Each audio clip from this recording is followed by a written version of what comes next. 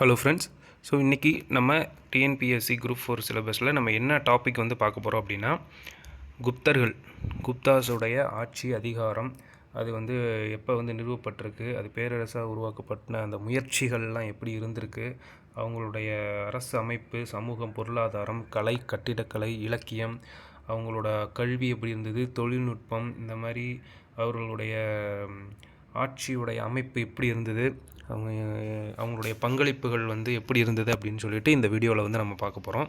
So குப்தர்கள் பொறுத்த வரைக்கும் நமக்கு வந்து ஸ்கூல் புக்ஸில் 6th ஸ்டாண்டர்டில் இருக்குது.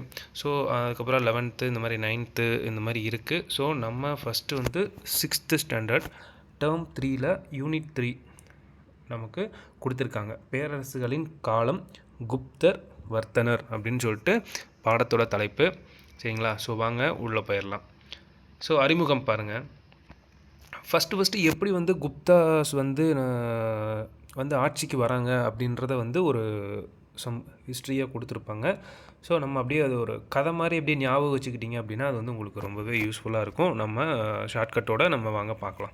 சரிங்களா? அப்படியே ஒரு கதை மாதிரி சொல்கிறேன். நீங்கள் இதை வந்து ஒரு ஸ்டடி மெட்டீரியலாக நீங்கள் எடுத்துகிட்டு போகிறத விட ஒரு கதையாக நீங்கள் ஞாபகம் வச்சுக்கிட்டிங்க அப்படின்னா அந்த குப்தர்களுடைய காலத்தில் நம்ம இந்த பாட்டி காலத்துலலாம் கதை சொல்லுவாங்க பார்த்தீங்களா? ஸோ அந்த மாதிரி நீங்கள் மைண்டில் ஏற்றிக்கிட்டிங்க அப்படின்னா நீங்கள் எப்போ கேட்டாலுமே அந்த கதையை வந்து நீங்கள் திருப்பி உங்களுக்குள்ளேயே ரிவைண்ட் பண்ணி நம்ம சொல்ல ஆரம்பிச்சுக்கலாம். சரிங்களா? ஸோ வாங்க பார்க்கலாம்.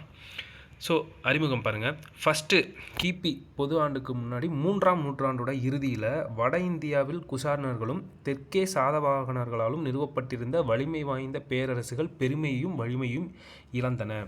ஒன்றும் இல்லை, 3ஆம் நூற்றாண்டு, அதோட 3ஆம் நூற்றாண்டோட கடைசி காலகட்டத்தில் வட இந்தியா, ஸோ இந்தியாவில் வந்து ரெண்டாக பிரிச்சுருப்பாங்கள்ல, வட இந்தியா, தென்னிந்தியா, இந்த மாதிரி வந்து இருந்திருக்கு. ஸோ வட இந்தியாவில் பார்த்திங்கன்னா யாருடைய ஆட்சி இருந்திருக்கு அப்படின்னா அந்த குஷானர்கள் அப்படின்னு சொல்லுவோம். குஷானர்கள். சரிங்களா? வட இந்தியாவில் குஷானர்களோட ஆட்சி இருந்திருக்கு. தெற்க வந்து சாதவாகனர்கள் அப்படின்ற ஒருத்தவங்களோட நம்ம இந்தியா வந்து ஆட்சி பண்ணிகிட்டு இருந்திருக்காங்க. ஸோ அவங்களுடைய வலிமை வாய்ந்த பேரரசுகள்லாம் அந்த 3ஆம் நூற்றாண்டோட கடைசியில் வந்து என்ன ஆச்சு அப்படின்னா அவங்க வந்து அவங்களோட பேரும் புகழ் பெருமை இதெல்லாமே வந்து அவங்க வலிமையெல்லாம் இழந்த மாதிரி ஒரு சூழல் நிறுவப்பட்டிருக்கு. சரிங்களா? ஸோ ஃபஸ்ட்டு பாயிண்ட் என்னது, இந்த 3ஆம் நூற்றாண்டோட இறுதியில் வட இந்தியாவில் ஆட்சி புரிஞ்சுட்டு வந்த குஷானர்களும் தெற்க வந்து சாதவாகனர்களுடைய ஆட்சி வந்து அவங்களோட வலுவிழந்து போயிடுச்சு. சரிங்களா? ஸோ இதனால் வந்து என்ன அப்படின்னா ஒரு நம்ம ஃபஸ்ட்டு சந்திரகுப்தர் அப்படின்ற வந்து ஒருத்தர் வந்து தன்னோட வம்சத்தை வந்து ஒரு 200 வருஷம் வந்து இவங்களோட வலிமை இழந்துட்டாங்கல்ல, ஸோ நம்மளோட ஆட்சியை வந்து நிரூபிக்கலாம் அப்படின்னு சொல்லிட்டு அவர் வந்து கொண்டுட்டு வராங்க. சரிங்களா? ஸோ குப்தர்களோட வீழ்ச்சிக்கு அப்புறம் ஒரு என்ன சொல்கிறாங்க அப்படின்னா அதை தொடர்ந்து ஒரு 50 ஆண்டு இடைப்பட்ட காலத்துக்கு அப்புறம் வர்த்தன அரச வம்சத்தை சேர்ந்த ஹர்ஷர் வந்து வட இந்தியாவை வந்து கிபி 606 647 வரைக்கும் ஆட்சி புரிஞ்சுட்டு வந்திருக்காரு. சரிங்களா? அது வந்து அப்புறம் பின்னாடி பார்க்கலாம். சரிங்களா? இது வந்து அந்த காலகட்டம் மட்டும் ஞாபகம் வச்சுக்கோங்க. வர்த்தன அரச வம்சத்தை சேர்ந்த ஹர்ஷர் வந்து வட இந்தியாவை வந்து எத்தனை ஆண்டு காலங்கள் வந்து ஆட்சி புரிஞ்சிருக்காரு, அதாவது 606 647 வரைக்கும். சரிங்களா? 606 647 வரைக்கும் வட இந்தியாவை யார் ஆட்சி புரிஞ்சுட்டு வந்திருக்கா? ஹர்ஷர். சரிங்களா? அதே மாதிரி அங்கே 3ஆம் நூற்றாண்டோட இறுதியில் வட இந்தியாவை ஆட்சி புரிஞ்சுட்டு வந்தவங்க யாருன்னு கேட்கலாம், குஷானர்கள். அந்த காலகட்டத்தில் தெற்க யார் ஆட்சி பண்ணாங்க அப்படின்னா சாதவாகனர்கள். சரிங்களா? தெற்க வந்து எப்பவுமே வந்து நம்ம தமிழ்நாடு அப்படின்னு யோசிச்சுக்கோங்க. அவங்க வந்து எப்போவுமே ஒரு சாதாரண மனிதர்களாக தான் இருப்பாங்க. ஸோ சாதாரண வாகனத்தில் தான் போவாங்க. ஸோ அவங்க வந்து சாதவாகனர்கள். ஸோ அந்த மாதிரி ஒரு சின்னதாக ஒரு ஷார்ட்கட் தான். சரிங்களா? வட இந்தியாவில் வந்து குஷானர்கள்னால் அந்த பெரிய பெரிய அரசர்கள் அந்த மாதிரி ஞாபகம். வட இந்தியாவில் வந்து குஷானர்கள், தெற்க வந்து அந்த சாதாரண வாகனத்தில் வந்து போகிறவங்க சாதவாகனர்கள். சரிங்களா? அந்த மாதிரி நினைப்பு வச்சுக்கோங்க. அதே மாதிரி வர்த்தன அரசு வந்து ஹர்ஷர் வந்து எந்த வம்சத்தை சேர்ந்தவர் அப்படின்னு கூட கேட்கலாம். வர்த்தன அரச வம்சத்தை சேர்ந்தவர். சரிங்களா? ஸோ அடுத்து வந்து பாருங்கன்னா சான்றுகள் அப்படின்னு கொடுத்துருக்காங்க. சான்றுகள் அப்படிங்கிறது ஒன்றும் இல்லை. ஸோ குப்தாஸ் வந்து அந்த காலத்தில் வந்து ஆட்சி புரிஞ்சிருந்திருக்காங்க அப்படின்னு சொல்கிறதுக்கு உண்டான இந்த அகழாய்வு சான்றுகள், இந்த தொல்லியல் சான்றுகள் அதெல்லாமே அவங்க எல்லாமே இப்போ நம்ம கண்டுபிடிச்சிருப்போம். சரிங்களா? எப்படி கண்டுபிடிச்சிருப்போம்? அவங்க வந்து எதுலையாவது எழுதி வச்சுட்டு போயிருப்பாங்க. இல்லாட்டி ஒரு கல்வெட்டுகளில் வந்து செதுக்கி வச்சுருப்பாங்க, இல்லை நாணயங்கள் ஏதாவது வெளியிட்டிருப்பாங்க. அந்த மாதிரி நமக்கு கிடைச்ச தகவல்களுடைய அடிப்படையில் தொல்லியல் சான்றுகள் வந்து நமக்கு வந்து அவங்க குப்தாஸ் வந்து இப்படியெல்லாம் ஆட்சி பண்ணியிருக்காங்க, இத்தனை கல்வெட்டுகள் இருக்குது, இத்தனை நாணயங்களை விட்டுருக்காங்க அப்படின்னு சொல்லியிருப்பாங்க. சரிங்களா? ஸோ அதை என்னென்னு பார்க்கலாம். குப்தாஸ் வந்து அவங்களால வெளியிடப்பட்ட தங்கம், வெள்ளி, செப்பு நாணயங்கள். ஸோ அவங்களால இப்போ கேட்கலாம், குப்தாசர்கள் வந்து வெளியிட்ட நாணயங்கள் வந்து தங்கம், வெள்ளி, செப்பு இவை அனைத்தும் அப்படின்னு கேட்கலாம். நம்ம என்ன பண்ணணும், நம்மளுங்க என்ன பண்ணுவாங்க, தங்க நாணயங்கள், தங்கம் மண் கரெக்டாக மின்னது, விலை அதிகமாக இருக்குது அப்படிங்கிறத தங்க நாணயங்கள்னு அடிச்சிடுவாங்க. சரிங்களா? அப்படி வந்து அடிக்கக்கூடாது. ஸோ நம்ம இந்த மாதிரி தொழில் சான்றுகளும் நம்ம படிச்சிருக்கோம். சரிங்களா? அப்போ தங்கம், வெள்ளி, செப்பு மூணுமே இது பண்ணியிருக்காங்க. சரிங்களா? தங்க நாணயம், வெள்ளி நாணயம், செப்பு நாணயங்கள் 3 நாணயங்களுமே வந்து குப்தாரசர்களால் வந்து வெளியிடப்பட்டிருக்கு. சமுத்திரகுப்தருடைய அலகாபாத் தூண் கல்வெட்டு. சமுத்திரகுப்தருடைய அலகாபாத் தூண் கல்வெட்டு. இப்போ என்ன, இந்த சமுத்திரகுப்தர் இதெல்லாமே வந்து நம்ம இன்னும் சும்மா ஒரு இன்ட்ரோ தான் போயிட்டுருக்கோம். சரிங்களா? நம்ம அந்த உள்ள ஆர்டராக அந்த குப்தர்களுடைய ஆர்டர் வைஸ் நம்ம போனோம் அப்படின்னா உங்களுக்கு வந்து செம்ம இந்த இன்ட்ரெஸ்ட்டாக இருக்கும். குப்தர்களோட கதையை படிக்கிறதுக்கே ரொம்ப இன்ட்ரெஸ்ட்டாக இருக்கும். ஸோ சும்மா ஒரு மோரல் அப்படியே சொல்லிடலாம், அதுக்கப்புறம் உள்ள வாங்க பார்த்துக்கலாம். சமுத்திரகுப்தருடைய அலகாபாத் தூண் கல்வெட்டு. சரிங்களா? சமுத்திரகுப்தருடைய அலகாபாத் தூண் கல்வெட்டு. அடுத்து பாருங்கள், மெகராலி இரும்பு தூண் கல்வெட்டு. 2ஆம் சந்திரகுப்தரின் உதயகிரி குகை கல்வெட்டு, மதுரா பாறை கல்வெட்டு, சாஞ்சி பாறை கல்வெட்டு. சரிங்களா? 2ஆம் சந்திரகுப்தருடைய உதயகிரி கல்வெட்டு, உதயகிரி குகை, மதுரா பாறை கல்வெட்டு, சாஞ்சி பாறை கல்வெட்டு. இந்த கல்வெட்டுகள்லாம் யாருடையது அப்படின்னு கூட கேட்கலாம். சரிங்களா? மெகராலி இரும்பு தூண் கல்வெட்டு, 2ஆம் சந்திரகுப்தருடைய உதயகிரி குகை கல்வெட்டு, மதுரா பாறை கல்வெட்டு, சாஞ்சி பாறை கல்வெட்டு. அடுத்து ஸ்கந்தகுப்தருடைய பிதாரி தூண் கல்வெட்டு. அதுக்கப்புறம் கத்துவா பாறை கல்வெட்டு, மதுபான் செப்பு பட்டயம். மதுபான் செப்பு பட்டயம் அப்படிங்கிறது பஞ்சாப் அப்படிங்கிற இடத்துல இருக்குது. சரிங்களா? அடுத்து பாருங்க, சோனாபட் செப்பு பட்டயம், நாலந்தா களிமண் முத்திரை பொறுப்பு. ஸோ இந்த மாதிரியான தொல்லியல் சான்றுகள் எல்லாமே இருந்திருக்கு. அடுத்து பாருங்கள், இலக்கிய சான்றுகள். இலக்கிய சான்றுகள் என்ன, விஷ்ணு, மத்சய, வாயு, பாகவத புராணங்கள், நாரதரின் நீதி சாஸ்திரம், இந்த மாதிரியான இலக்கிய சான்று, இலக்கிய நூல்கள்லாம் வந்து வந்திருக்கு அப்படின்னு சொல்கிறாங்க. சரிங்களா? நாரதருடைய நீதி சாஸ்திரம். சரிங்களா? அடுத்து பாருங்கள், விசாகதத்தரின் தேவி சந்திரகுப்தம், முத்ராட்சசம், பாணரின் ஹர்ஷசரிதம். விசாகதத்தர் அப்படின்ற ஒருத்தர் வந்து தேவி சந்திரகுப்தம் அப்படின்ற ஒரு இலக்கிய நூலை வந்து எழுதியிருக்கார். சரிங்களா? விசாகதத்தர் அப்படின்ற ஒருத்தர் தேவி சந்திரகுப்தம் அப்படின்னு ஒரு இலக்கிய நூலை வந்து எழுதியிருக்கார். சரிங்களா?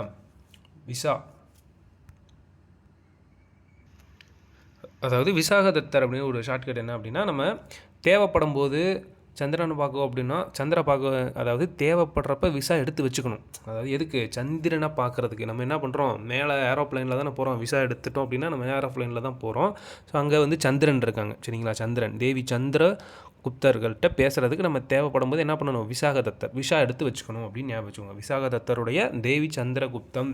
அடுத்து முத்ராராக்ஷம். சரிங்களா? முத்ராராக்ஷம். பாணருடைய ஹர்ஷசரிதம். சரிங்களா? பாணருடைய ஹர்ஷசரிதம். அடுத்து வந்து பாருங்கள், காளிதாசருடைய நாடகங்கள். 2ஆம் சந்திரகுப்தரின் காலத்தில் இந்தியாவுக்கு வருகை புரிந்த சீன பௌத்த துறவி பாக்கியான் பயண குறிப்புகள். ஸோ இந்த ஹிஸ்ட்ரியில் பொறுத்த வரைக்கும் ஏதாவது ஒரு அயல்நாட்டு பயணிகளுடைய வருகை வந்து கண்டிப்பாக இருக்கும். ஸோ குப்தர்களை பொறுத்த வரைக்கும் இந்த பாக்கியான் அப்படின்ற அவர் வந்து ஒரு பௌத்த துறவி, சீன பௌத்த துறவி. ஸோ குப்தர்களுடைய காலத்தில் வந்து யார் வந்து இந்த மாதிரி அயல்நாட்டு பயணி வந்து யார் வந்தாங்க அப்படின்னு சொல்லிட்டு ஒரு 4 அயல்நாட்டு பயணியை குறித்து கொடுத்துருவாங்க. இந்த மாதிரி மார்கோ போலோ, வாஸ்கோ ட காமா, பாக்கியான், இந்த மாதிரி கன்ஃபியூஸ் பண்ணுற மாதிரியான கொடுத்துருவாங்க. ஸோ நமக்கு இங்கே குப்தாஸில் வந்து வந்தவங்க பாக்கியான் அப்படின்ற ஒரு சீன பௌத்த துறவி. ஸோ அவரோட நாடு ரொம்ப முக்கியம். அடுத்து ஹர்ஷரின் ரத்னாவளி நாகநந்தா பிரியதர்ஷிகா. சரிங்களா? ஹர்ஷருடைய ரத்னாவளி நாகநந்தா பிரியதர்ஷிகா. அடுத்து யுவான் ஷாங்கின் சியுகி. யுவான் ஷாங்குடைய சியுகி அப்படின்னு ஒரு இலக்கிய நூல் தான். சரிங்களா? அடுத்து பாருங்கள், குப்தாஸ் வந்து தங்களோட அட்மினிஸ்ட்ரேஷன் வந்து எப்படி கொண்டு வராங்க அப்படின்னு சொல்கிறாங்க. சரிங்களா? குப்த அரச வம்சத்தை வந்து நிறுவனது யார் அப்படின்னா ஸ்ரீகுப்தர். அதுலேயே இருக்குது ஸ்ரீகுப்தர் அப்படின்றவங்க தான். சரிங்களா? அவர் வந்து இப்போ வந்து வங்காளம், பீகார் அப்படின்ற பகுதி இருக்குல்ல, அந்த பகுதிகளெல்லாம் வந்து அவர் வந்து ஆட்சி பண்ணியிருக்காரு அப்படின்னு சான்றுகள் வந்து சொல்லுது. சரிங்களா?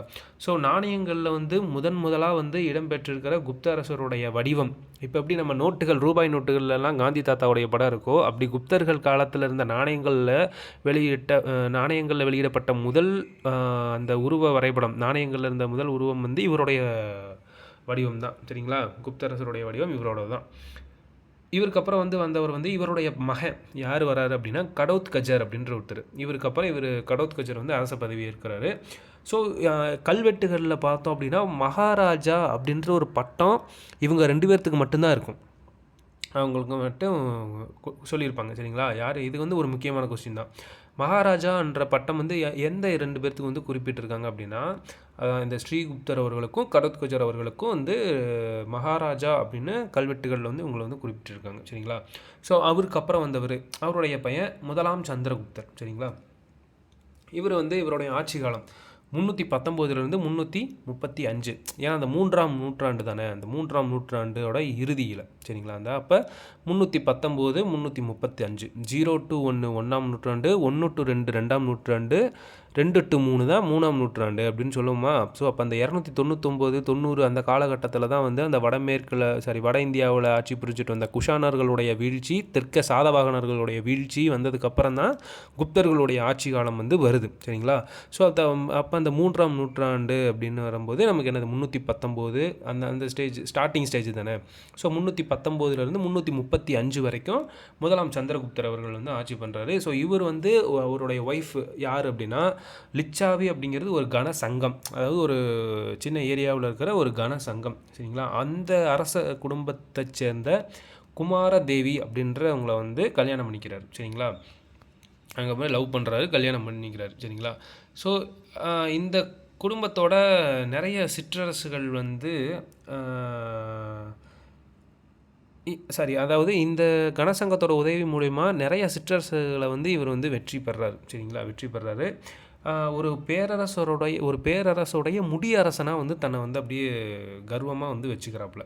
ஸோ சந்திரகுப்தரால் வெளியிடப்பட்ட தங்க நாணயங்களில் வந்து இவரோட உருவமும் இவருடைய மனைவி குமாரதேவி அவர்களுடைய 2 பேர்த்தோட உருவங்களும் வந்து பொறிஞ்சிருக்கும் அப்படின்னு சொல்கிறாங்க. பாருங்கள், அந்த அவரோட அதாவது முதலாம் சந்திரகுப்தருடைய உருவமும் அவங்களுடைய மனைவி குமாரதேவி அவங்களுடைய உருவமும், அது மட்டும் இல்லாமல் ஒரு வாசகம் இருக்கும், லிச்சாவயா அப்படிங்கிறது. அந்த லிச்சாவயா அப்படிங்கிறது என்னது, அந்த கனசங்கம், அந்த பழமையான கனசங்கங்களில் ஒன்று தான் அந்த லிச்சாவயா. அதாவது அந்த அந்த சங்கம் என்ன சொல்கிறது, ஒரு இனம், அந்த குமாரதேவி அவர்களுடைய அந்த லிச்சாவயா அப்படிங்கிற ஒரு சங்கம் அப்படிங்கிற மாதிரி சொல்லியிருக்காங்க.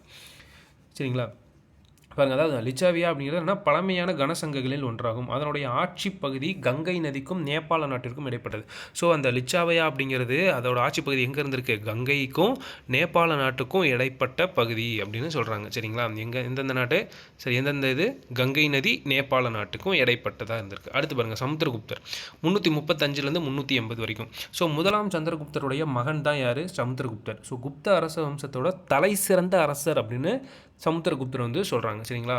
சமுத்திரகுப்தருடைய அவைக்கால புலவராக வந்து சிறந்தவர் வந்து யார் அப்படின்னா ஹரிசேனர். சரிங்களா? ஹரிசேனர் தான் வந்து சமுத்திரகுப்தருடைய அவைக்கால புலவராக இருந்திருக்காரு. ஒவ்வொரு அரசருக்கும் அந்த புலவர்கள் வந்து இருந்திருப்பாங்க பார்த்தீங்களா, அது மாதிரி வந்து ஹரிசேனர் வந்து சமுத்திரகுப்தருடைய அவையை அலங்கரித்த புலவர். சரிங்களா? ஸோ இவர் எழுதின பிரயாகை மெய்கீர்த்தி பிரசஸ்தி அப்படின்னு சொல்லப்படுவாங்க. சரிங்களா? அது வந்து அலகாபாத் தூணில் வந்து பொறிக்கப்பட்டிருக்கு. சரிங்களா? ஸோ சமுத்திரகுப்தருடைய ஆட்சிக்கு வந்து ஒரு சிறந்த அடையாளமான ஒரு தூண் கல்வெட்டு எது அப்படின்னா அலகாபாத் தூண் கல்வெட்டு தான். சரிங்களா? அதில் தான் வந்து இந்த பிரயாகை மெய்கீர்த்தி அப்படின்னு சொல்லிட்டு அவருடைய பிரசஸ்தி வந்து பொறிக்கப்பட்டிருக்கு. சரிங்களா? சமுத்திரகுப்தருடைய காலம் பாருங்கள், 335 380. அவருடைய காலம் வந்து 319 335. ஸோ அதுக்கப்புறம் வந்தவர் இவர் சமுத்திரகுப்தர் 335 380. சரிங்களா? பிரசஸ்தி மெய்கீர்த்தி அப்படின்னா என்னென்னு பாருங்கள். பிரசஸ்தி அப்படிங்கிறது என்னென்னா ஒரு சமஸ்கிருத சொல். பிரசஸ்தி அந்த வந்துருச்சு, அப்போ அப்படின்னா அது வடமொழி தான், சமஸ்கிருத சொல் தான். ஸோ அதோட பொருள் என்ன அப்படின்னா ஒருத்தவங்களை பற்றி ஒரு புகழ்ந்து பாடுறது. சரிங்களா? புகழ்ந்து பாடுறது. ஸோ அந்த அவைக்கள புலவர்களாக இருப்பாங்க பார்த்தீங்களா, அவங்க வந்து தன்னோட அரசனை பற்றி புகழ்ந்து பாடி அவங்களோட சாதனைகளெல்லாம் வந்து பட்டியலிடுவாங்க. சரிங்களா? ஸோ அந்த பட்டியலிட்டு அவங்களே வச்சுருப்பாங்க. ஸோ இதை வந்து நம்ம மட்டும் தெரிஞ்சுக்கிட்டால் பத்தாது, ஊர் மக்கள் எல்லாருமே தெரிஞ்சுக்கணும் அப்படின்னு சொல்லிட்டு அவங்களுடைய கல்வெட்டுகளில் வந்து சாதனையாக வந்து பொறிச்சிடுவாங்க. ஸோ இதுதான் என்னோடய அரசனுடைய சாதனை பாருங்கள் அப்படின்னு சொல்லிட்டு அவங்கவுங்க புலவர் வந்து இந்த மாதிரி அவங்களோட அரசர்களுடைய சாதனைகளை பட்டியலிட்டு அவங்க வந்து ஏதாவது ஒரு அமௌண்ட்டு மாதிரி வாங்கிக்குவாங்க. ஸோ அதாவது நாணயங்கள்லையோ அந்த பரிசு மாதிரி பெற்றுருவாங்க. சரிங்களா?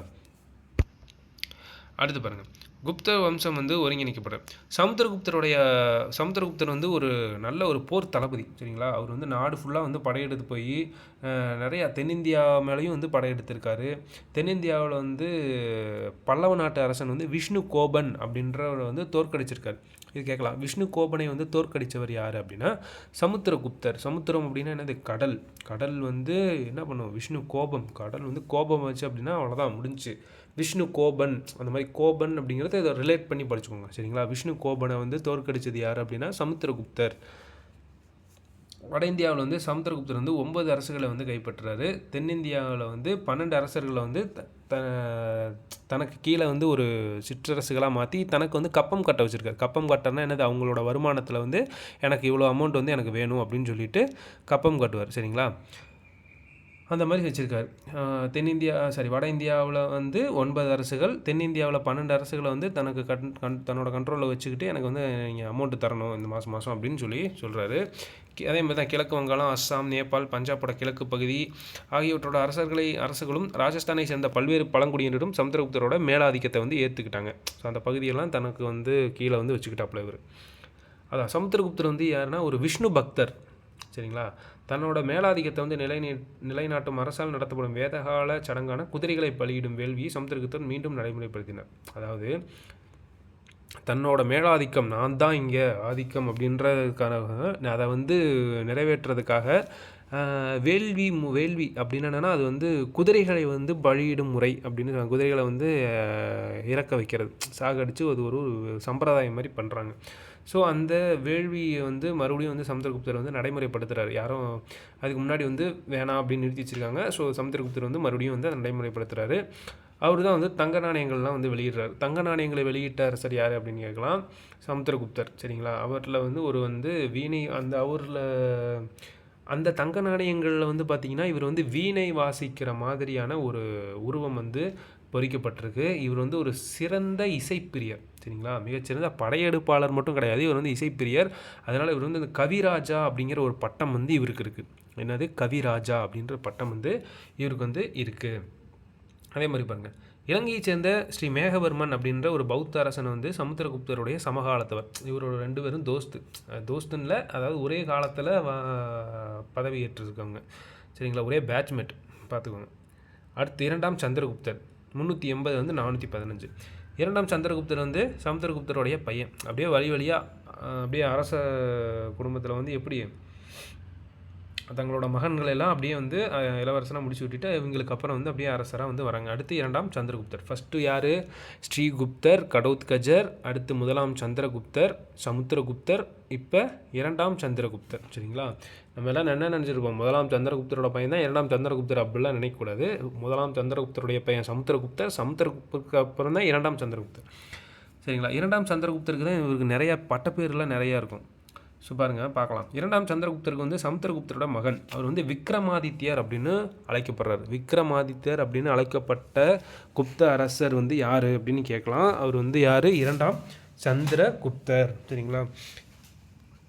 இவர் வந்து சாக அரசர்களை வந்து தோற்கடிப்பாப்பில். நீங்கள் யார்? சாக அரசர்களை வந்து தோற்கடிப்பாப்பில்.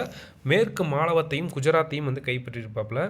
தென்னிந்திய அரசுகளோடு அவர் நட்புறவை பேணினார். தென்னிந்திய அரசரோட வந்து அவர் படையெல்லாம் எடுக்கலை. சமுத்திரகுப்தர் மாதிரி அவர் வந்து தென்னிந்தியாவும் வட இந்தியாவும் போய் படையெடுக்கலை, நட்புறவில் தான் இருந்திருக்காரு. குதிப்பினாருக்கு அருகே உள்ள இரும்பு தூண் விக்ரமாதித்யரால் உருவாக்கப்பட்டது. குதிப்பினாருக்கு பக்கத்தில், குதிப்பினாருக்கு வந்து கட்ட தொடங்கினவர் வந்து யார்? குத்புதீன் ஐபக், டெல்லி சுல்தானியத்தில் ஒருவர்.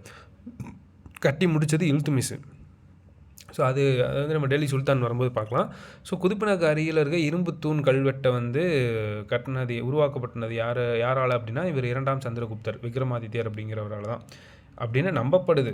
சரிங்களா, உருவாக்கப்பட்டது என நம்பப்படுகிறது. இவருடைய ஆட்சி அப்போ யார், பாகியான் அப்படின்ற சீன பௌத்த அறிஞர் வந்து இந்தியாவுக்கு வந்திருக்காரு. சரிங்களா, மிகச்சிறந்த அறிஞர்களும் புலவர்களும் எழுதான இவருடைய அவையை வந்து அலங்கரிச்சிருக்காங்க. நவரத்தினங்கள் அப்படின்னு சொல்லுவாங்க. சரிங்களா, இப்போ பாருங்கள், விக்ரமாதித்யரோட அவையில் இருந்த நவரத்தினங்கள் யார் யார்?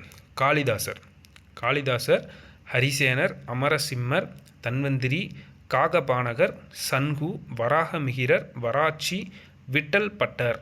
இதெல்லாமே வந்து விக்ரமாதித்யரோட அவையில் இருந்த நவரத்தினங்கள் அப்படின்னு சொல்கிறாங்க.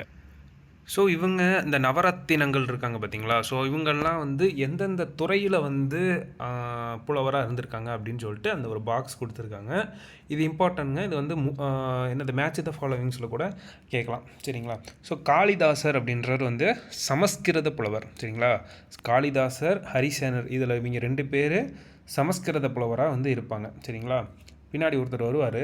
ஆனால் இவங்க 2 பேரும் முக்கியம். காளிதாசரும் ஹரிசேனரும் சமஸ்கிருத புலவராக இருப்பாங்க. 2 பேரும் சமமாக இருந்திருக்காங்க. சமஸ்கிருத புலவர் அப்படின்னு ஒரு ஞாபகம் வச்சுக்கோங்க. அடுத்து பாருங்கள், அமரசிம்மர் அமர்ந்திருக்கான் அப்படின்னு வச்சுக்கோங்க. எப்படி அகராதியாக அமர்ந்திருக்கான், அகராதியாக சிம்மாசனத்தில் அமர்ந்திருக்கான் அப்படின்னு ஞாபகம் வச்சுக்கோங்க. அமரசிம்மர் அப்படின்னா அகராதியல் ஆசிரியர் அப்படின்னு ஞாபகம் வச்சுக்கோங்க. அகராதியாக எப்படி அமர்ந்திருக்கான் பாரு சிம்மாசனத்தில் அப்படின்னு ஞாபகம் வச்சுமா ஒரு ஷார்ட்கட். சரிங்களா, அடுத்து தன்வந்திரி அப்படிங்கிறது மருத்துவர். தன்வந்திரி ஹாஸ்பிட்டல்ஸ் எல்லாம் நிறையா இருக்கும். நீங்கள் கூகுள் பண்ணி பாருங்கள். தன்வந்திரி ஹாஸ்பிட்டல்ஸ் இங்கே கோயம்புத்தூரில் இந்த மாதிரி நிறைய இடத்துல வந்து தன்வந்திரி ஹாஸ்பிட்டல்ஸ் வந்து அது வந்து ஒரு கேரள முறை வைத்தியம். சரிங்களா, சித்தாவோ ஹோமியோன்னு தெரில. ஆனால் தன்வந்திரி வந்து அது வந்து ஒரு ஹாஸ்பிட்டல் இருக்குது. ஸோ தன்வந்திரி தான் வந்து ஒரு ஃபஸ்ட்டு மருத்துவர். குப்தர் காலத்தில் இருந்த மருத்துவர் அவர் தான். அடுத்து பாருங்கள், காக்கா வந்து அந்த ஜோதிடத்துக்கெல்லாம் யூஸ் பண்ணிக்கிறாங்க. சரிங்க, அது மாதிரி ஞாபகம் வச்சுக்கோங்க. காக்கா வந்து ஜோதிடர்னால் யார்? காகபானகர். காக்கா ஞாபகம் வச்சுக்கோங்க. அடுத்து சன்குனா யாருன்னா கட்டடக்கலை நிபுணர். சரிங்களா, சன்கு அப்படின்னா என்னென்னா கட்டிடக்கலை நிபுணர். அடுத்து பாருங்கள், வராகமிரர் வானியல் அறிஞர்னா வராகமிரர். சரிங்களா, மழை வருமா வானியலில் பார்த்து சொல்லுங்கள், வராது, அதான் வராகமிரர் அப்படின்னு வராகமிகிரர் அப்படின்னு ஞாபகம் வச்சுக்கோங்க. சரிங்களா, வராச்சி யார் அப்படின்னா இவர் ஒரு சமஸ்கிருத புலவர் தான். இவர் வந்து ஒரு இலக்கண ஆசிரியர். யார்? இலக்கண ஆசிரியர் வராச்சிங்கிறது என்னது? ஒரு இலக்கண ஆசிரியர். அடுத்து பாருங்கள், விட்டல் பட்டர். இவர் வந்து மெஜிஷியன், மாயவித்தைக்காரர், விட்டல் பட்டர். சரிங்களா, எப்பவுமே அந்த ஒரு இங்கிலீஷில் நேம் வந்துருச்சு அப்படின்னா அவன் வந்து எப்படியும் ஒரு மெஜிஷியனாக இருந்திருப்பான் அப்படின்னு ஞாபகம் வச்சுக்கோங்க. விட்டல் பட்டர் அப்படிங்கிறத மாயவித்தைக்காரர். சரிங்களா, ஓகே. அடுத்து இரண்டாம் சந்திரகுப்தருடைய பட்டப்பெயர்கள் பாருங்கள். விக்ரமாதித்யர் நம்ம பார்த்தோம். நரேந்திர சந்திரர். இதை அப்படியே ஒரு ஆர்டராக இவங்க கொடுத்துருக்கிற மாதிரி படிக்காமல் ஃபஸ்ட்டு இந்த நரேந்திரலாம் வந்துதா அதை முடிச்சுருங்க. ஃபஸ்ட்டு பாருங்கள், ஆர்டர் நான் சொல்கிறேன். விக்ரமாதித்யர், இது நம்ம ஆல்ரெடி படித்தோம். இரண்டாம் சந்திரகுப்தருக்கு விக்ரமாதித்யர் ஒரு பட்டப்பேர் இருக்குது. நரேந்திர சந்திரர். சரிங்களா, இந்த நரேந்திர மோடி அவரை நம்ம பிஎம் நரேந்திர மோடி அவர்களை வந்து ஞாபகம் வச்சுக்கோங்க. சரிங்களா, விக்ரமாதித்யர், நரேந்திர சந்திரர், மறுபடியும் நரேந்திர தான் வரும், நரேந்திர சிம்மர். சரிங்களா, நரேந்திர சந்திரர், நரேந்திர சிம்மர். ஸோ இப்போ சிம்மரில் முடியுது. ஸோ சிம்மர்லேயே ஸ்டார்ட் பண்ணலாம். சிம்ம சந்திரர். அடுத்து பாருங்கள், விக்ரம தேவராஜர். அடுத்து அந்த தேவலா ஸ்டார்ட் பண்ணுங்கள். தேவகுப்தர், தேவஸ்ரீ. ஈஸியாக அப்படியே மைண்டில் வச்சுட்டு போயிடலாம். ஸோ ஃபஸ்ட்டு சொல்கிறேன், விக்ரமாதித்யர் நம்ம ஆல்ரெடி படிச்சிருக்கோம். விக்ரமாதித்யர். அடுத்து நம்ம யார்? பிஎம் ஞாபகம் வச்சுக்கோங்க. நரேந்திர சந்திரர், நரேந்திர சிம்மர். இதை 2 ஞாபகம் வச்சுக்கோங்க. ஒன்றா நரேந்திரன் வருதில்ல, அதனால் வந்து ஒன்றா ஞாபகம் வச்சுக்கோங்க. விக்ரமாதித்யர், நரேந்திர சிம்மர், விக்ரமாதித்யர், நரேந்திர சந்திரர், நரேந்திர சிம்மர். அந்த சிம்மில் முடியுதா? சிம்ம சந்திரர். விக்ரம தேவராஜர், அந்த தேவல மறுபடியும் தேவகுப்தர், தேவஸ்ரீ. ஸோ இந்த மாதிரி ஞாபகம் வச்சுக்கோங்க. அடுத்து இரண்டாம் சந்திரகுப்தரை தொடர்ந்து அவருடைய மகன் யார் அப்படின்னா முதலாம் குமாரகுப்தர் வந்து அரியணை ஏறுறார். முதலாம் குமாரகுப்தர் இவர் தான் வந்து நாலந்தா பல்கலைக்கழகத்தை வந்து உருவாக்குனவர் வந்து இவர் தான். சரிங்களா, ஸோ பாக்கியானை பற்றி கொடுத்துருக்காங்க பாருங்கள்.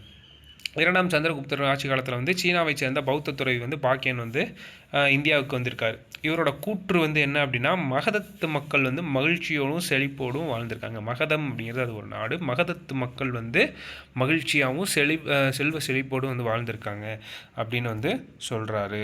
சரிங்களா? அடுத்து பாருங்கள், குமாரகுப்தருக்கு அப்புறம் இப்போ நாலந்தா பல்கலைக்கழகத்தை வந்து உருவாக்குனவர் வந்து குமாரகுப்தர். பக்தியார் கில்ஜி அப்படின்றவன் தான் வந்து நாலந்தா பல்கலைக்கழகத்தை வந்து அழிச்சிருப்பான். ஸோ அது வந்து அடுத்து நம்ம டாபிக் வரும்போது பார்க்கலாம். ஸோ குமாரகுப்தருக்கு அப்புறம் வந்து அரச பதவியேற்ற ஸ்கந்தகுப்தர் ஹூணர்களுடைய படையெடுப்பை சந்திக்க நேர்ந்தது. ஹூணர்களின் படையெடுப்பை சந்திக்க நேர்ந்த குப்த அரசர் யார் அப்படின்னு கேட்கலாம். சரிங்களா? அப்படின்னா ஸ்கந்தகுப்தர். சரிங்களா? இவர் வந்து ஹூணர்களை வந்து அடித்து துரத்தி விட்டார். ஆனால் வந்து ஒரு 12 வருஷத்துக்கு அப்புறம் வந்து மறுபடியும் வந்து ஹூணர்கள்லாம் வந்து படையெடுத்து வந்து குப்த பேரரசை வந்து தோற்கடிச்சிட்டாங்க. சரிங்களா? மிகச்சிறந்த பேரரசர்களோட கடைசி பேரரசர் வந்து யார் அப்படின்னா பாலாத்தியர் அப்படிங்கிறவர் தான். முதலாம் நரசிம்மகுப்தர் அப்படின்ற பேரில் வந்து அரியணை வந்து ஏறுறாப்புல. இவர் வந்து ஒரு பௌத்த மதத்தால் வந்து ஈர்க்கப்பட்டவர். சரிங்களா? அதுக்கப்புறம் இவர் என்ன பண்ணுறாரு அப்படின்னா, மிகிரகுலர் வந்து பௌத்த மதத்தை வந்து ஒரு பகைமையோடு பார்த்துருக்காங்க. சரிங்களா? அதனால் வந்து இவர் வந்து யார் பௌத்தத்தை வந்து அதிகமாக ஈர்த்திருப்பாப்புல. அதனால் வந்து மிகிரகுலருக்கு வந்து கப்பம் கட்டிட்டு வந்ததை வந்து நிறுத்திட்டாங்க குப்தர்கள். சரிங்களா? மிகிரகுலரோட வந்து மிகிரகுலரில் இருக்கிற அந்த சில பேர்த்த வந்து கைது செஞ்சு சிறையில் அடைக்கிறதுல வந்து பாலாத்தியர் வந்து ரொம்ப வந்து தீவிரமாக இருந்தாப்புல. ஆனால் வந்து மிகிரகுலர் வந்து என்ன பண்ணிட்டாங்க, ஒரு வஞ்சகமாக வந்து பாலாத்தியரை வந்து மகத அரசுலேருந்து வெளியேற்றி அப்படியே அனுப்பிச்சி விட்டாங்க. அதுலேருந்து அப்படியே குப்த பேரரசு வந்து அப்படியே தேஞ்சு போயிடுச்சு. குப்த பேரரசில் வந்து அங்கீகரிக்கப்பட்ட கடைசி அரசர் யாருன்னு கூட கேட்கலாம், விஷ்ணுகுப்தர். சரிங்களா? விஷ்ணுகுப்தர்.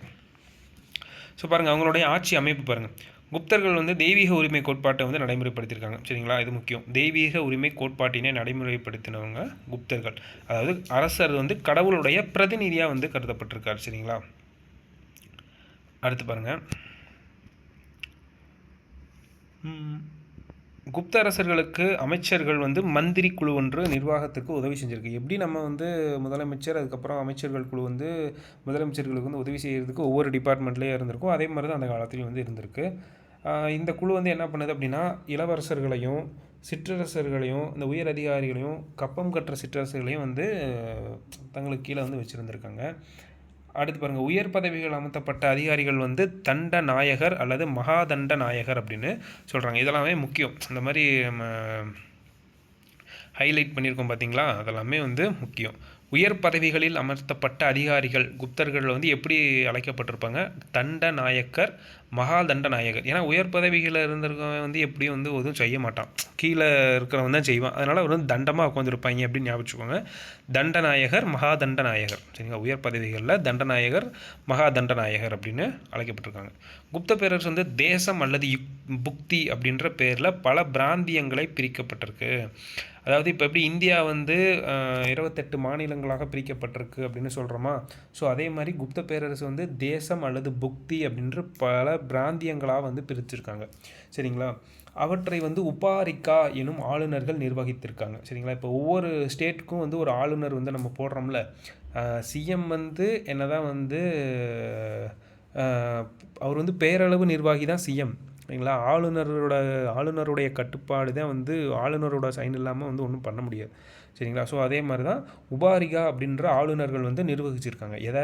குப்த பேரரசோட அந்த தேசம் அல்லது புக்தி அப்படின்னு சொல்லிட்டு பல பிராந்தியங்களாக பிரிச்சிருக்காங்களே. ஸோ அந்த ஒவ்வொரு அவங்க அந்த பிராந்தியங்கள்லாம் வந்து எப்படின்னா உபாரிகா அப்படின்ற ஒரு ஆளுநர்களால் வந்து நிர்வகிக்கப்பட்டிருக்கு. சரிங்களா? அந்த பிராந்தியங்கள் வந்து விஷயா என்னும் மாவட்டங்களாக பிரிச்சிருக்கு. ஸோ ஸ்டேட்ஸ் எல்லாம் என்ன பண்ணுறாங்க, மாவட்டங்களாக பிரிக்கிறாங்க. அதுக்கு பேர் என்ன, விஷயா. சரிங்களா? ஸோ என்ன பண்ணுறாங்க, குப்த பேரரசு தேசம் அல்லது புக்தி அப்படின்ற பல பிராந்தியங்களாக பிரிக்கப்பட்டிருக்கு. அந்த பல பிராந்தியங்களுக்கு யார் ஆளுநர், பேர் உபாரிகா. அந்த உபாரிகாவுக்கு கீழே அந்த பிராந்தியங்கள் வந்து செயல்படுது. அந்த பிராந்தியங்கள் வந்து விஷயா அப்படின்ற பல மாவட்டங்களாக வந்து பிரிக்கப்படுது. அந்த மாவட்ட அதிகாரிகள்லாம் விஷயபதிகள் அப்படின்னு சொல்கிறாங்க. சரிங்களா? அந்த விஷயாபதிகள் அப்படின்னு நிர்வாகத்தை வந்து மேற்கொள்கிறாங்க. கிராம அளவில் வந்து கிராமிகா, கிராமதியா, கஷா அப்படின்ற அதிகாரிகள் வந்து செயல்படுறாங்க. கிராம அளவில் கிராமிகா, கிராமதி யாகஷா அப்படின்ற அதிகாரிகள் வந்து செயல்படுறாங்க. சரிங்களா? அடுத்து பாருங்கள், விரிந்து பறந்த குப்த பேரரசு வந்து இராணுவ அமைப்பின் முக்கிய பங்கினை உணர்த்துகிறது. முத்திரைகளிலும் கல்வெட்டுகளிலும் இராணுவ பதவிகளின் பெயர்கள் பாலாதி கிரிதா, காலாட்படையோட தளபதி பேர் என்னென்னா பாலாதி கிரிதா. பாலாதி கிரிதா காலாட்படையுடைய தலைவர். அதாவது காலாட்படைன்னா என்னது, இந்த படை வீரர்களுடைய சோல்ஜர்ஸ்க்கு தான் வந்து காலாட்படை. அவங்களோட இராணுவ பதவிகளோட பேர் பாருங்கள், பாலாதி கிரிதா. சரிங்களா? பாலாதி கிரிதா. மகாபாலாதி கிரிதா அப்படின்னா குதிரைப்படையோட தளபதி. சரிங்களா? பாலாதி கிரிதா. நம்ம இந்த பாலையா ஞாபகம் வச்சுக்கோங்க, சூப்பர் ஸ்டார் ஒருவரில் பாலையா காமெடி, அவர் வந்து பாலாதி கிரிதா. அவர் வந்து கால் மூலியமாகவே எல்லாத்தையும் பண்ணிடுவாப்புல. காலாட்படையுடைய தலைவர் வந்து பாலையா அப்படின்னு ஞாபகம். பாலாதி கிரிதா அப்படின்னு சொல்லுங்க. அதே மாதிரி குதிரைப்படையோட தளபதி மகாபாலாதி கிரிதா. மகாபாலாதி கிரிதா. சரிங்களா? காலாட்படையுடைய தலைவர் பாலாதி கிரிதா, குதிரைப்படையுடைய தலைவர் வந்து மகாபாலாதி கிரிதா அப்படின்னு சொல்கிறாங்க. தூதகா அப்படின்ற ஒரு ஒற்றர்கள் படை. சரிங்களா? உளவு பார்க்கறதுக்கு வேலை தான் வந்து இவங்களோட வேலையே. அது வந்து தூதகா அப்படின்னு சொல்லுவாங்க. தூதகர் அப்படின்னு சொல்கிறோம்ல, வெளிநாட்டு தூதகர் அப்படின்னு இப்போ நம்ம இதில் சொல்லிகிட்டு இருக்கோம்ல, வெளிநாட்டில் என்னென்ன நிகழ்ச்சிகள் நடக்குது அப்படின்னு சொல்லிட்டு இந்திய சார்பில் வந்து ஒவ்வொரு தூதகர் வந்து மற்ற நாடுகளில் போயிட்டு செயல்பட்டுட்டு வருவாங்க. அது வந்து அரசுடைய அனுமதியோடு. அதே மாதிரி இங்கே வந்து தூதகா அப்படின்றவர் வந்து ஒருத்தர் ஒற்றர்களோட அமைப்பு வந்து உளவு பார்க்கும் அமைப்பு வந்து இருந்திருக்கு அப்படின்னு சொல்கிறாங்க. சரிங்களா? அடுத்து பாருங்கள், சமூக பொருளாதாரமும் நிலம் மற்றும் விவசாயிகள். காமாந்தகரால் எழுதப்பட்ட நிதிச்சாரம் என்னும் நூல் அரசு கருவூலத்தின் முக்கியத்துவத்தையும் வருமானத்தையும் பல வழிகளையும் குறிப்பிடுகிறது. அதாவது காமாந்தகர் அப்படின்ற ஒருத்தர் வந்து என்ன பண்ணுறாரு, நிதிசாரம் அப்படின்னு ஒரு நூலை வந்து எழுதுறாரு. நிதினாலே என்னது, கருவூலம் தான். சரிங்களா? நிதி என்னது, அரசருடைய கருவூலத்தோடைய முக்கியத்துவத்தையும் அந்த வருமானம் எப்படி இருந்திருக்கு, அந்த வருமானம் வந்து எந்தெந்த வழிகளில் வந்து வருது, அந்த பல வழிகளையும் வந்து இந்த நிதிச்சாரம் அப்படின்ற ஒரு நூல் வந்து குறிப்பிடுது. சரிங்களா? அடுத்து பாருங்கள், நிலவரி தான் வந்து அரசுடைய முக்கிய வருவாயாக இருந்திருக்கு. என்னது, நிலவரி தான் வந்து அரசருடைய முக்கிய வருவாயாக இருந்திருக்கு. பாருங்கள், குப்தர் காலத்தில் வந்து நிலங்கள், இது வந்து ஒரு முக்கியமான கொஸ்டின். இது வந்து வருஷம் இந்த கொஸ்டின் வந்து எப்படியாவது கேட்டுருவாங்க. குரூப் 4லையும் இருக்கும், எஸ்ஐ, டிஎன்யூஎஸ்ஆர்பி, எஸ்ஐ, பிசி எல்லா இதுலேயும் வந்து இந்த கொஷின் வந்து கண்டிப்பாக வந்து இருந்துடும். சரிங்களா? க்ஷேத்ரா பாருங்கள், க்ஷேத்ரா அதாவது நிலங்களை வந்து எப்படியெல்லாம் வகைப்படுத்திருக்காங்கன்னு சொல்கிறாங்க. க்ஷேத்ரா அப்படிங்கிறது வேளாண்மைக்கு உகந்த நிலங்கள். வேளாண்மையில் என்ன இருக்கும், நம்ம நிலத்தில் வந்து சேர் இருக்கும். ஸோ சேத்துல போய் விழுந்துறாதரா அப்படின்னு சொல்கிறோம்ல, வேளாண்மைக்கு உகந்த நிலகம் க்ஷேத்ரா. கீழே கிடக்கிறது எல்லாமே தரிசு நிலங்கள் தான்ப்பா. அது வந்து வேறு ஒன்றும் இல்லை, அங்கே கீழே கிடக்கிறது எல்லாமே என்ன தான், தரிசு நிலங்கள் அப்படின்னு சொல்கிறோம். அப்ரகதா வனம் அல்லது காட்டு நிலங்கள். இப்போ வேண்டாம், அப்புறமா வந்து நம்ம காட்டு பகுதியெல்லாம் அழிச்சிக்கலாம். சரிங்களா? இப்போ வந்து அப்படியே காடுகளில் வந்து அப்படியே வச்சுருக்காங்க, அப்புறமா அழிச்சிக்கலாம் அப்படின்னு சொல்லிட்டு அந்த மாதிரி சின்ன ஒரு ஷார்ட்கட் போட்டுருக்காங்க. இப்போதைக்கு இந்த மாதிரி இந்த தரிசு நிலங்களெல்லாம் அழிக்கலாம், கீழே கிடக்கிற தரிசு நிலங்கள் அழிக்கலாம், அப்புறமா என்ன பண்ணலாம், வனங்கள் இந்த காட்டு நிலங்களெல்லாம் அப்புறமேல் அழிச்சிக்கலாம் அப்படின்னு சொல்கிறாங்க. அடுத்து பாருங்கள், வஸ்தி வந்து என்னென்னா குடியிருப்புக்கு உகந்த நிலங்கள். அதான் வசதியாக இருக்கும் அப்படின்னு ஞாபகம். வஸ்திங்கிறது வசதிங்கிறது குடியிருப்புக்கு உகந்த நிலங்கள் வஸ்தி. கபத சரகா அது இது ஒன்று தான் இருக்குது. கபத சரகா அப்படிங்கிறது மேய்ச்சல் நிலங்கள். சரிங்களா? மேய்ச்சி விட்றது, மேய்ஞ்சிக்கிட்டு இருக்கிறது ஆடு மாடுகள்லாம் வந்து அது பாட்டுக்கு கபத சரகா அப்படின்ற ஒரு பேர் வச்சு அழைச்சிருக்காங்க. சரிங்களா? மேய்ச்சல் நிலங்களுக்கு. அடுத்து பாருங்கள், வணிகமும் வர்த்தகமும். வணிகம் எப்படி இருந்திருக்கு, குப்தருடைய பொருளாதார வளர்ச்சிக்கு வணிகர்களுடைய பங்களிப்பு வந்து மிகவும் போற்றத்தக்கதாக இருந்திருக்கான். வணிகர்களில் வந்து பார்த்தோம் அப்படின்னா 2 வகை இருந்திருக்காங்க. வணிகர்களில் எத்தனை வகை இருந்திருக்காங்க, 2 வகை, சிரேஸ்தி மற்றும் சார்த்தவாகா. வணிகர்கள், குப்தர் அரசர்களில் வணிகர்கள் வந்து எத்தனை பிரிவாக இருந்திருக்காங்க, சிரேஸ்தி மற்றும் சார்த்தவாகா அப்படின்னு 2 பேர் இருந்திருக்காங்க. சிரேஸ்தி அப்படிங்கிறதுனா என்னென்னா, ஒரு இடத்துல நிலையாக இருந்து வணிகம் பண்ணுறவங்க வந்து சிரேஸ்திபா.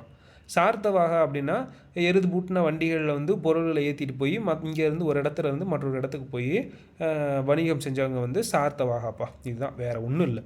2 வணிகர் கூட்டம் இருந்தது. சிரேஸ்தின்ற ஒரு வணிகர் கூட்டம், சார்த்தவாகன்ற வணிகர் கூட்டம். சிரேஸ்திங்கிறது ஒரு இடத்துல நிலையாக இருந்து வணிகம் பண்ணுறவன், சார்த்தவாகா அப்படிங்கிறவன் ஒரு எருது வண்டியில் வந்து பொருளெல்லாம் ஏற்றிட்டு இடம் விட்டு இடம் போய் வணிகம் பண்ணுறவன் சார்த்தவாகா. சரிங்க, அவ்வளோதான். விற்பனை பொருட்கள் அன்றாட பயன்பாட்டு தேவையான பொருள் வந்து விலை மிகுந்த ஆடம்பர பொருட்களை பல வகையாக வகைப்பட்டிருந்தன. மிளகு, தங்கம், செம்பு, இரும்பு குதிரைகள், யானைகள் முக்கிய வணிக பொருட்களாக இருந்திருக்கு. குப்தர் காலத்தில் வந்து அதிக வட்டிக்கு கடன் கொடுக்கும் முறை இது வந்து ரொம்ப ரொம்ப முக்கியங்க.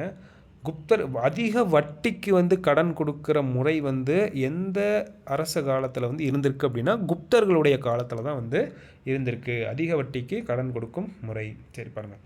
அடுத்து நாலந்தா பல்கலைக்கழகம். நாலந்தா பல்கலைக்கழகத்தை பற்றி கொடுத்துருக்காங்க. நாலந்தா பல்கலைக்கழகம் 5ஆம் மற்றும் 6ஆம் நூற்றாண்டுகளில் குப்த பேரரசின் ஆதரவில் தலை தோங்கியது.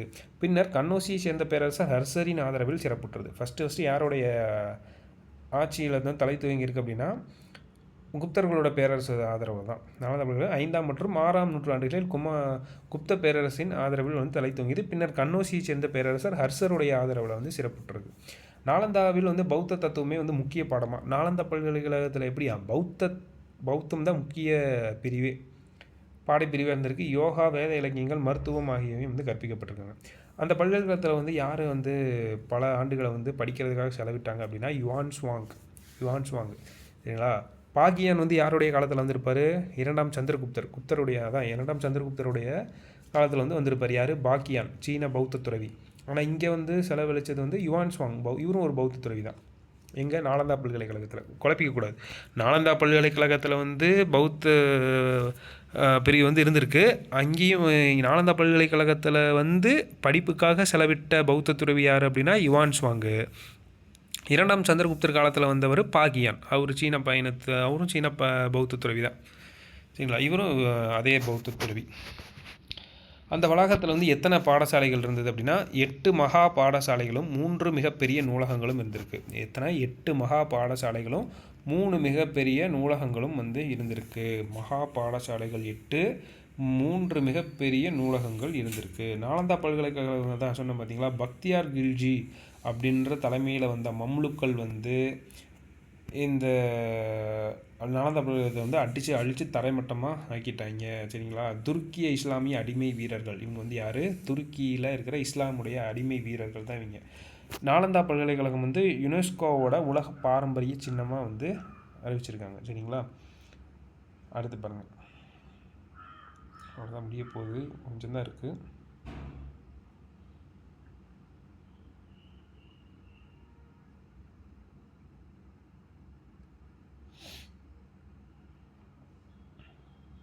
ஹூனர்கள் அப்படிங்கிறவங்க யார் அப்படின்னா ஹூனர்கள் வந்து பார்த்திங்க அப்படின்னா ஒரு நாடோடி பழங்குடியினர்கள். அவங்க வந்து யார் அப்படின்னா அட்டிலாவின் தலைமையில் இவர்கள் ரோமாபுரியையும் கான்ஸ்டாண்டினோபிளையும் பேரச்சத்திற்கு உள்ளாக்கினார்கள். சரிங்களா. ஹூனர்கள் வந்து ஒரு நாடோடி பழங்குடியினர்கள். இவங்க வந்து அவங்களோட மாபெரும் தலைவர் யார் அப்படின்னா அட்டில்லா. சரிங்களா. அட்லி அப்படின்னு ஞாபகம், அதான் அட்டில்லா. சரிங்களா. அவங்களோட தலைமையில் தான் வந்து இவங்க வந்து ரோமாபுரியையும் கான்ஸ்டாண்டினோபிளையும் வந்து ரொம்பவே வந்து பயமாக வச்சுருந்துருக்காங்க. இவங்களோட தொடர்புடைய வெள்ளை ஹூனர்கள் வந்து மத்திய ஆசியா வழியாக வந்து இந்தியா வந்திருக்காங்க. தங்களோட தொடர் படையெடுப்புகள் மூலமா வந்து என்ன பண்ணியிருக்காங்க, அப்படியே அந்த நாடோட எல்லைகள் மூலிமா என்ன பண்ணாங்க, டார்ச்சர் கொடுத்துட்டே வந்திருக்காங்க. அதுக்கப்புறம் அந்த ஸ்கந்தகுப்தருக்கு வந்து படையெடுத்து வந்தாங்க பார்த்தீங்களா. ஃபஸ்ட்டு ஸ்கந்தகுப்தர் வந்து இவர் அடிச்சிருப்பாங்க. அதுக்கப்புறம் 12 வருஷத்துக்கு அப்புறம் மறுபடியும் வந்து குப்த பேரரசை வந்து அடித்து நொறுக்கியிருப்பாங்க இவங்க ஹூனர்கள். இவங்க வந்து ஸ்கந்தகுப்தர் வந்து தோற்கடிச்சதுக்கப்புறம் மத்திய இந்தியாவிலையும் பரவிட்டாங்க. அவங்களுக்கு வந்து அவரோட தலைவரான தோரமானர் தனக்குத்தானே வந்து அரசராக வந்து முடிசூட்டிக்கிட்டான். அதாவது அந்த ஸ்கந்தகுப்தர் அடித்ததுக்கப்புறம் அந்த படையில் எடுப்பில் வந்து தோரமானர் ஒருத்தன் தான் இருந்திருக்கான். அவன் தான் வந்து தனக்குத்தானே வந்து அரசராக முடிசூட்டிக்கிட்டான். அவங்களுக்கு அப்புறம் அவரோட மகன் மிகிரகுலர் வந்து ஆட்சிக்கு வந்திருக்கான். இந்த மிகிரகுலர் இவர் முடிவில் தான் வந்து மத்திய இந்தியாவில் மாலவத்தை வந்து ஆட்சி செய்து வந்த யசோதர்மன் வந்து அவர்களை தோற்கடித்து அவர்களுடைய ஆட்சிக்கு வந்து முடிவு கட்டினார். அதாவது இந்த மிகிரகுலருடைய ஆட்சிக்கு வந்து முடிவு கட்டினது யார் அப்படின்னா யசோதவர்மன் அப்படின்னு சொல்கிறாங்க. யசோதர்மன். அடுத்து பாருங்கள். பாடாலிபுத்திரம், உஜ்ஜயினி, வாரணாசி, மதுரா ஆகிய முக்கிய வணிக நகரங்களாக இருந்தன. அதாவது வணிக நகரங்கள், முக்கிய வணிக நகரங்கள் எங்கெங்கன்னா பாடாலிபுத்திரம், உஜ்ஜயினி, வாரணாசி, மதுரா ஆகியவங்களாம் முக்கிய வணிக நகரம் இருந்திருக்கு. இந்தியாவில் வந்து மேலை கடற்கரை துறைமுகம் கல்யாண், மங்களூர், மலபார் இதெல்லாமே மேலை கடற்கரை. கீழே கடற்கரை துறைமுகம் வங்காளத்தில் இருந்த தாமிர லிப்தி அப்படின்றது ரொம்ப பெரிய வணிகத்துக்கு வந்து உதவியாக சேர்ந்திருக்கு. பார்த்துக்கோங்க. கல்யாண், மங்களூர், மலபார் இதெல்லாமே வந்து மேலை கடற்கரை துறைமுகம். கீழே கடற்கரை வந்து வங்காளத்தில் இருந்த தாமிர லிப்தி. அடுத்து குப்தர்களுடைய நாணய அமைப்பு முறையை வந்து அறிமுகப்படுத்தினவர் வந்து சமுத்திரகுப்தர். சரிங்களா, சமுத்திரகுப்தர் தான் நாணய அமைப்பு முறையை வந்து உருவாக்கியிருக்காரு. குஷானர்களுடைய நாணயங்கள் வந்து சமுத்திரகுப்தருக்கு வந்து உந்துதலை வந்து வழங்கியிருக்கு. குப்தர்களுடைய பொற்காசுகள் வந்து எப்படி அழைச்சிருக்காங்க அப்படின்னா தினாரா அப்படின்னு அழைச்சிருக்காங்க. சரிங்களா, அடுத்து பாருங்கள், உலோகவியல் பற்றி பார்த்தோம் அப்படின்னா உலோகத் தொழில் வந்து வளர்ச்சி பெற்றிருந்தது என்பதற்கு எடுத்துக்காட்டு வந்து சந்திரகுப்தரால் நிறுவப்பட்ட மெக்ராலி இரும்பு தூண் கல்வெட்டு. அந்த முதலாம் சந்திரகுப்தர் தான் வந்து என்ன பண்ணியிருப்பார், இந்த மெக்ராலி இரும்பு தூண் கல்வெட்டை வந்து நிறுவியிருப்பார். டெல்லியில் இருக்கிற இந்த இரும்பு தூண் எங்கே இருக்குது, டெல்லியில் இருக்குது. இன்றைக்கும் வந்து துருப்பிடிக்காமல் இருக்கிற ஒரு கல்வெட்டு இதுதான் மெக்ராலி இரும்பு தூண் கல்வெட்டு. பார்த்துக்கோங்க. குப்தர்களால் பயன்படுத்தப்பட்ட உலோகங்கள் பற்றி கொடுத்துருக்காங்க பாருங்கள். இரும்பு, தங்கம், தாமிரம், தகரம், ஈயம், பித்தளை, செம்பு, மணி, வெண்கலம், மைக்கா, மாங்கனீசு, சிகப்பு சுண்ணம். அப்படியே ஒரு டைம் ரீட் அவுட் பண்ணிக்கோங்க இதையெல்லாம். சமூகம் பாருங்கள், இது வந்து எப்படி இருந்திருக்கு அப்படின்னா குபேரநாகா, துர்பசுவாமினி, இவங்க ரெண்டு ஒய்ஃபு. அந்த இரண்டாம் சந்திரகுப்தர் இருக்கார் பார்த்தீங்களா, அந்த விக்ரமாதித்யர், நரேந்திர சந்திரர், நரேந்திர சிம்மர் அப்படின்னு நிறைய பட்டப்பேர்களால் அழைக்கிறோம் பார்த்தீங்களா. விக்ரமாதித்யர், தேவஸ்ரீ, தேவகுப்தர், இந்த மாதிரி இவருக்கு வந்து 2 மனைவிகள், குபேரநாக்கா, துர்பசுவாமினி. சரிங்களா, குபேரநாக்கா, துர்பசுவாமினி, இந்த 2 பேரும் யாருடைய மனைவிகள்னு கேட்கலாம். இரண்டாம் சந்திரகுப்தரோட அரசியர். சரிங்களா, பலதார மனம் வந்து இவங்களுடைய ஆட்சியில் வந்து இருந்திருக்கு. எத்தனை ஒய்ஃப் வேணாலும் கட்டிக்கலாம் அப்படிங்கிற மாதிரி உடன்கட்டை ஏறுற இதுவும் இவங்களோட இதில் இருந்திருக்கு. சரிங்களா, அடுத்து மதம் பாருங்கள். குப்தர் காலத்தில் தான் உருவ வழிபாடு வந்து தொடங்கியிருந்ததாகவும் வைணவம், சைவம் ஆகிய 2 பிரிவுகள் வந்து இவங்களோட இதில் தான் தோன்றியிருக்கு அப்படின்னு சொல்கிறாங்க. அடுத்து பாருங்கள், கலை, கட்டிடக்கலை. கட்டுமான கோவில்களை முதலாக கட்டியவர்களும் இவங்க தான். இவங்களோட இதில் தான் நிறைய வந்திருக்கு. இந்த அதிக வட்டிக்கு கடன் கொடுக்கறது, பலதார மனம் முறை, கட்டுமான கோவில்களை முதலாக கட்டினவர்களே வந்து இவங்க குப்தர்கள் தான். இது மாதிரி நிறையா வந்து இருக்குது பாருங்கள். என்னென்ன பாருங்கள், கோயில்கள் பாருங்கள். பாறை குடைவரை கோயிலான அஜந்தா எல்லோரா குகை கோயில்கள் வந்து சிறந்த எடுத்துக்காட்டு இருக்குது. மகாராஷ்டிராவில் இருக்குது அஜந்தா எல்லோரா. தேட்டர் இருக்குது பார்த்தீங்களா, அஜந்தா தேட்டரு, எல்லோரா தேட்டரு. கரூர் இருந்தீங்கன்னா உங்களுக்கு தெரியும் அஜந்தா எல்லோரா. சரிங்களா, அது வந்து எங்கே இருக்குது அப்படின்னா மகாராஷ்டிராவில் இருக்குது. நான் தேட்டர் சொன்னேன் கரூர்லன்னு, இந்த குகைகள் வந்து எங்கே இருக்குது அப்படின்னா மகாராஷ்டிராவில் இருக்குது. சரிங்களா, அடுத்து பாக் அப்படிங்கிறது மத்திய பிரதேசம். உதயகிரி அப்படிங்கிறது ஒடிசா. இந்த இடத்துல எல்லாம் வந்து இவங்களுடைய கோயில்கள் வந்து கட்டுமான கோயில்களை வந்து சிறந்த எடுத்துக்காட்டு. சரிங்களா, குப்தரோட உலோக சிற்பத்திற்கு சிறந்த எடுத்துக்காட்டு என்ன அப்படின்னா நாலந்தாவில் 18 அடியில் இருக்கிற புத்தருடைய செப்புச்சிலை. சரிங்களா, நாலந்தா பல்கலைக்கழகத்தில் 18 அடி உயரமுள்ள புத்தருடைய செப்புச்சிலை. சரிங்களா, அதுதான் வந்து உலோக சிற்பமாக. இன்னொன்று பாருங்கள், சுல்தான் கஞ்ச் அப்படிங்கிற இடத்துல 7.5 அடி உயரமுள்ள புத்தரின் உலோக சிற்பம். 2 இடத்துலையுமே புத்தருடையது தான். நாலந்தான் எடுத்துக்கிட்டோம்னா 18. சரிங்களா, 18 அடி. சுல்தான் கஞ்ச் அப்படின்னு எடுத்துக்கிட்டோம்னா 7.5 அடி. சரிங்களா, ரெண்டுமே புத்தருடைய திருவுருவச் சிலை தான். அங்கே புத்தருடைய செப்புச்சிலை, இதுவும் வந்து புத்தருடைய உலோக சிற்பம். அடுத்து பாருங்கள், இலக்கியம். பிராகிருதம் தான் மக்களால் வந்து பேசப்படுற மொழியாக இருந்திருக்கு. ஆனால் குப்தர்களுடைய அலுவலக மொழியாக வந்து எப்படி இருக்குது அப்படின்னா சமஸ்கிருதம். சரிங்களா, மக்களால் பேசுகிறது வந்து பிராகிருதம், ஆனால் அலுவலக மொழி வந்து சமஸ்கிருதம். சரிங்களா, அடுத்து பாருங்கள், பாணினி எழுதிய அஷ்டதியாயி, பதஞ்சலி எழுதிய மகாபாஷ்யம் அப்படிங்கிற நூல்களை வந்து இருந்திருக்கு. அங்கே பாணினி அஷ்டதியாயி அப்படின்ற ஒரு நூலை எழுதினது யார் அப்படின்னா பாணினி. சரிங்களா, அஷ்டதியாயி அப்படின்றது பாணினி எழுதியிருக்காரு. மகாபாஷ்யம் அப்படிங்கிறத பதஞ்சலி எழுதியிருக்காரு. சரிங்களா, வங்காளத்தைச் சேர்ந்த சந்திரகோமியா எனும் பௌத்த அறிஞர் சந்திர வியாகரணம் எனும் இலக்கண நூலை எழுதினார். சந்திரகோமியா, சந்திர வியாகரணம். சரிங்களா, இது அப்படின்னு ஞாபகம். சந்திரகோமியா, சந்திர வியாகரணம் அப்படின்ற இலக்கிய நூல் எழுதியிருக்காரு. காளிதாசர் இயற்றிய நாடக நூல்கள் வந்து என்னென்ன பாருங்கள், சாகுந்தலம், மாளவிகாக்னிமித்திரம், விக்ரம ஊர்வசியம் அப்படிங்கிறது தான். சரிங்களா, காளிதாசர் இயற்றிய நாடக நூல் வந்து என்னது, சாகுந்தலம், மாளவிகாக்னிமித்திரம், விக்ரம ஊர்வசியம் அப்படிங்கிறது தான். இதெல்லாமே பாருங்கள் சினிமா பேர் தான் இருக்குது எல்லாமே. காளிதாசர் வந்து ஏற்றுனது பாருங்கள் சாகுந்தலம். சரிங்களா, அடுத்து மாளவிகா அக்னிமித்திரம், மாளவிகா ஞாபகம் வச்சுக்கோங்க. அடுத்து விக்ரம ஊர்வசி. இந்த மாதிரி சிம்பிளாக அப்படியே பார்த்துட்டு போயிடணும். மறுபடியும் இவருடைய சிறப்புமிக்க நூல்கள்லாம் என்னென்னா மேகதூதம், ரகுவம்சம், குமார சம்பவம், ரிதுசம் காரம். இதெல்லாமே மற்ற சிறப்பு நூல்கள். சரிங்களா, ரகுவம்சம், குமார சம்பவம், ரிதுசம்காரம் இதெல்லாமே. சரிங்களா, அடுத்து பாருங்கள், கணிதம், வானியல் மற்றும் மருத்துவம். ஆரியப்பட்டர் தான் வந்து என்ன பண்ணுறாரு, தன்னோட நூலான சூரிய சித்தாந்தாவில் சூரிய சந்திர கிரகணங்களுக்கிடையே உண்மையான காரணங்களை வந்து விளக்கியிருக்காரு. யார்? ஆரியப்பட்டர். சூரிய சித்தாந்தா அப்படிங்கிற நூலை எழுதினது யார் அப்படின்னா ஆரியப்பட்டர். இதில் வந்து என்ன சொல்லியிருக்காரு அப்படின்னா, சூரிய கிரகணம் சந்திர கிரகணங்களுக்கு உண்டான உண்மையான விளக்கத்தை வந்து சொல்லியிருப்பார். பூமி வந்து தன்னுடைய அச்சில் தான் சுழலுது அப்படின்ற உண்மையை அறிவித்த முதல் வானிய ஆய்வாளரும் ஆரியப்பட்டர் தான். சூரியன் வந்து எப்படி பூமி வந்து அதோட அச்சு ஒரே நேரடியாக அதோட அச்சை தான் வந்து மையமாக வச்சுக்கிட்டு சுற்றிக்கிட்டு இருக்குது அப்படின்னு சொன்னது யார்? இவர் தான், ஆரியப்பட்டர். அடுத்து பாருங்கள், சாரக்கர் அப்படிங்கிறவர் வந்து ஒரு மருத்துவ அறிவியல் அறிஞர். சரிங்களா? சாரக்கர் வந்து யார்? மருத்துவ அறிவியல் அறிஞர். சுஷ்ருதர் அப்படிங்கிறத வந்து அறுவை சிகிச்சை செய்முறையை வந்து விளக்கிய முதல் இந்தியர். சரிங்களா? சுஷ்ருதர் வந்து யார்? அறுவை சிகிச்சை. சுஷ்ருதருங்கிறது அறுவை சிகிச்சை. சாரக்கர் வந்து ஒரு மருத்துவ அறிவியல் அறிஞர். சுஷ்ருதர் வந்து அறுவை சிகிச்சை செய்முறையை வந்து பற்றி விளக்கின முதல் இந்தியர் வந்து சுஷ்ருதர்.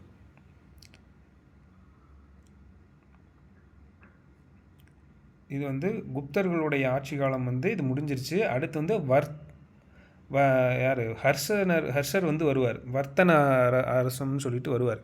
ஸோ நம்ம இதில் குப்தர்கள் பற்றி நம்ம அப்படியே ஓவரால் பார்த்துருக்கோம். இதோட கண்டினியூஸ் வந்து 11th ஸ்டாண்டர்டில் 9thலாம் இருக்கும். சரிங்களா? இது நம்ம 2 பார்ட்டாக நம்ம போட்டுக்கலாம். சரிங்களா? மொத்தமாக மண்டையில் ஏற்றினாலும் வந்து ரொம்ப இதாக போயிடும். ஸோ நீங்கள் இந்த வீடியோ வந்து நல்லா கோத்ரூ பண்ணி நோட்ஸ்லாம் எடுத்து வச்சுக்கோங்க. ஸோ இந்த வீடியோ வந்து ரொம்பவே யூஸ்ஃபுல்லாக இருக்கும்னு நினைக்கிறேன். பார்ட் 2 வீடியோவில் குப்தர்களுடைய கண்டினியூஸ் வந்து நம்ம பார்ப்போம். தேங்க்யூ.